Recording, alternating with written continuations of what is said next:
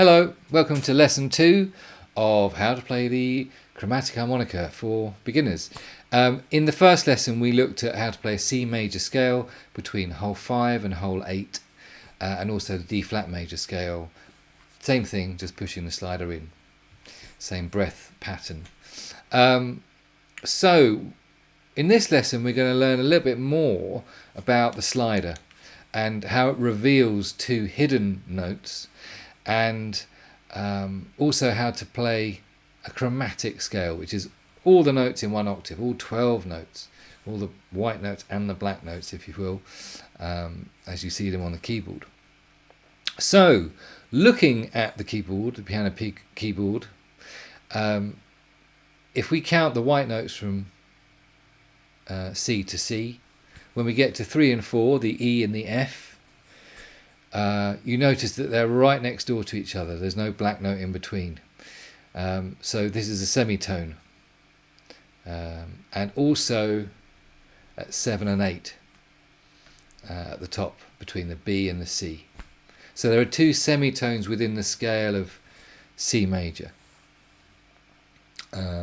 So this means that if I was playing, let's think about playing the E, so that's going to be on hole 6, blowing, and if I push the slider in as I'm playing that E, it's going to give me an F. So it's going to sound like this. This is the E on hole 6. I'm blowing and then pushing the slider in.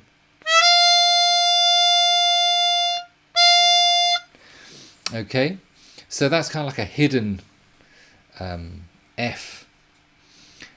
But also if we draw in, we have the other F, obviously, without the slider, and this is on hole 6.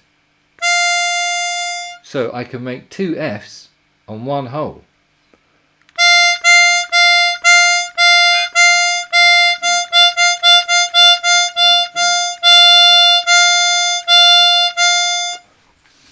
So we can do the same on hole 8. This time we're drawing in for the B on hole 8 with no slider. And if I push the slider in whilst I'm drawing in,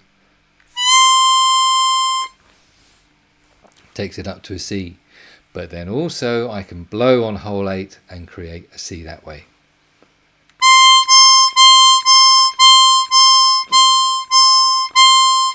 So we've got two options to play a C on hole 8. So we're going to play the scale of C major now, but we're going to bring in our new F and C. So hole 5, blow, draw. Hole 6, blow, slide, blow. Hole 7, blow, draw. Hole 8, draw, and then slide, draw. So the whole thing together.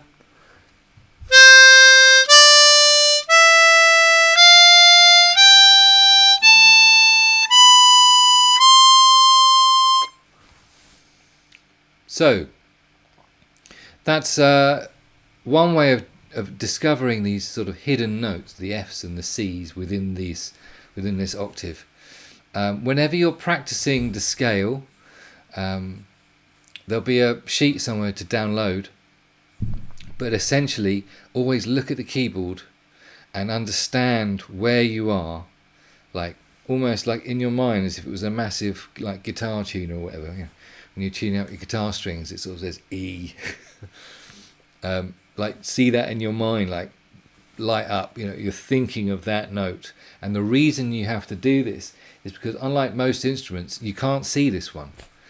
So you have to have some framework in your mind connected to the instrument where you know exactly where you're going. Because if you don't, I think that's what makes this instrument so difficult to understand. But if you understand these four holes, essentially, how they work, and this little trick with the slider making different notes, or different options of those two notes, then you know exactly going on.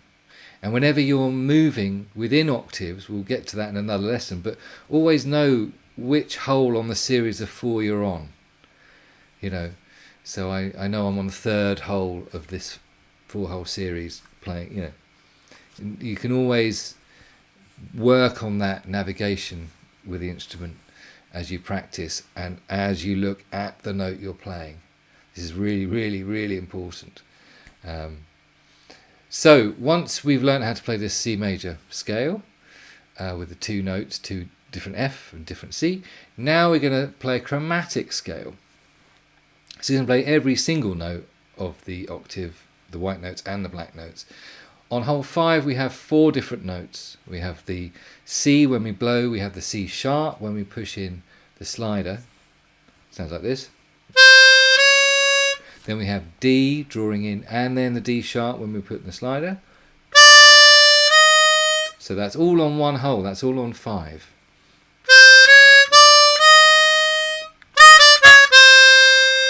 Now on hole 6, because you've got those 2 Fs, it means that we only have 3 notes, as it were, 3 different notes on hole 6, but 4 ways of playing them.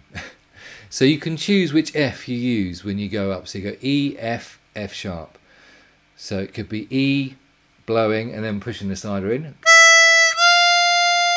and then keeping that slider in and drawing up to F sharp. Or it could be just keep the slider out for the first 2 notes and then pull the slider in whilst drawing in for your F sharp. Hopefully that makes sense. Then we have the 4 different notes on hole 7. We've got G, G sharp, A sharp.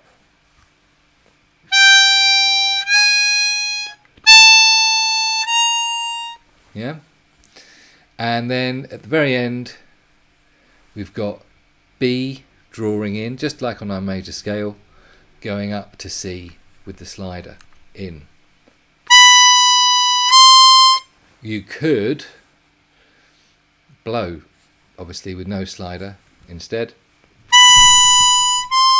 The choice is yours. But it's a bit smoother if you use the same breath direction, just changing the note with the slider.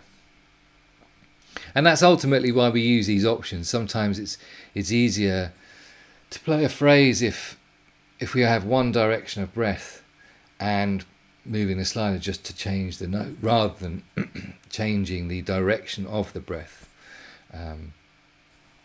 So to play the whole chromatic scale, ascending, starting on hole 5, going up to hole 8, it should sound like this. So we've got the 4 notes on hole 1, sorry, hole 5.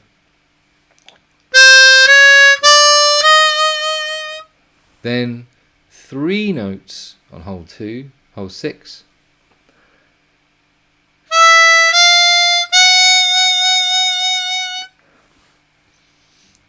Back to 4 on hole 7.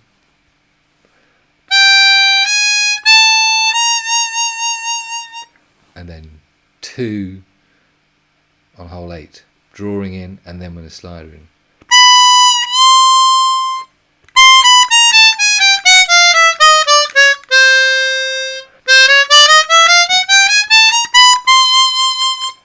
And there's your chromatic scale, every single note. Now, this means that we've learnt every single note within the octave and where they sit, and we can visualize that and understand and pinpoint where they go on the chromatic harmonica. And this is the most important thing to build a strong sense of playing this instrument. Bluffing it will not get you very far, particularly on the chromatic harmonica. You really have to 100% know every single note you're playing. And as I say, it's easy to get lost. So keep this framework in mind all the time. keep this framework in mind of this 4-hole series, where you are within the 4 holes, and understand the name of the note. See it in your mind, fully understand every note you're playing, and go very slowly. Practice these notes very slowly, and just think of the note as you're playing it. This means that once we have that, and that won't take too long. Remember, it's only 4 holes to think about. Once you get that understood, we can move on to then learning how to play in different keys within the instrument. So that'll be coming up in the next lesson, learning to play the lower and the upper register, and figuring out how to begin to think of other keys.